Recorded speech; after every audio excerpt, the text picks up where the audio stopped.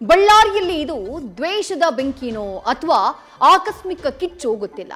ಆದ್ರೆ ಹಾಗೆತನಕ್ಕೆ ಮಾಡೆಲ್ ಹೌಸ್ಗೆ ಬೆಂಕಿ ಬಿದ್ದಿದೆ. ಪ್ರಾಪರ್ಟಿ ಮೇಲೆ ಶಾಸಕ ಭರತ್ ರೆಡ್ಡಿ ಕಣ್ಣಿದೆ ಅಂತ ರೆಡ್ಡಿ ರಾಂಗ್ ಆಗಿದ್ದಾರೆ. ಆದ್ರೆ ಎಸ್ಪಿ ಕೊಟ್ಟಿದ್ದು ರೀಲ್ಸ್ಗೆ ಥಂಬ್ನೈಲ್ ಟೆಕ್ಸ್ಟ್. ಕೌಲ್ ಬಜಾರ್ನ 8 ಹುಡುಗರ ಬಂಧನ ಆಗಿದೆ. ಹುಬ್ಬಳ್ಳಿ ಇವತ್ತು ಸಿದ್ದುಮಯ ಆಗಿತ್ತು. 46,000 ಮನೆಗಳ ಹಂಚಿಕೆ ಮಾಡಿ ದಾಖಲೆ ಬರೆದ್ರು.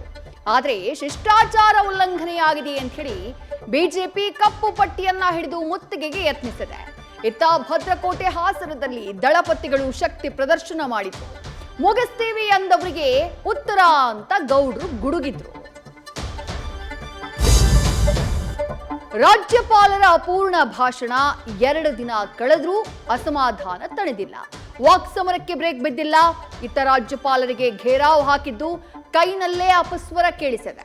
ಇನ್ನು ನಾಡಿದ್ದು ಸರ್ಕಾರ ಬರ್ಕೊಟ್ಟಂತಹ ಗಣರಾಜ್ಯೋತ್ಸವ ಭಾಷಣ ರಾಜ್ಯಪಾಲರು ಓದ್ತಾರಾ ಅನ್ನುವ ಕುತೂಹಲ ಇದೆ.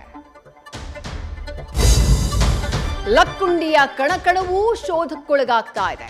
ಬಾವಿಯಲ್ಲೂ ಶಿಲ್ಪಕಲೆ, ದ್ವಾರಪಾಲಕ, ಅಲಂಕಾರಕ, ದಾನಶಿಲೆ ಸಿಕ್ಕಿದೆ. ಮನೆಯಲ್ಲೂ ಪ್ರಾಚ್ಯ ವಸ್ತುಗಳು ಕಾಣಸಿಗ್ತಾ ಇವೆ.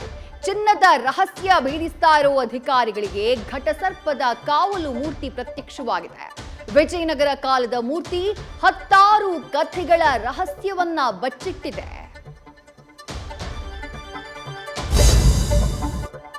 ದೊಡ್ಡಣ್ಣ ಅಮೆರಿಕ ಹಿಮಾಗ್ನಿಯ ಆಘಾತಕ್ಕೆ ಸಿಲುಕಿದೆ. ಅಪ್ಪಳಿಸ್ತಾ ಇರೋ ಶ್ವೇತಾಂಬರಿ ಅಬ್ಬರಕ್ಕೆ ಅಲ್ಲೋಲ ಕಲ್ಲೋಲ ಸೃಷ್ಟಿಯಾಗಿದೆ. ಪ್ರಕೃತಿ ವಿಕೋಪದಲ್ಲಿ 23 ಕೋಟಿ ಜನ ಅಪಾಯಕ್ಕೆ ಸಿಕ್ಕಾಕೊಂಡಿದ್ದಾರೆ. ಮಾಲ್ಗಳು ಖಾಲಿಯಾಗಿವೆ. ಶಾಲಾ ಕಾಲೇಜುಗಳಿಗೆ ಬೀಗ ಬಿದ್ದಿದೆ. 3,000 ವಿಮಾನಗಳ ಸಂಚಾರ ರದ್ದಾಗಿದೆ. ನ್ಯೂಸ್ ಫಸ್ಟ್ ನಿರ್ಭೀತಿಯಿಂದ ನಿಮ್ಮ ಪರವಾಗಿ.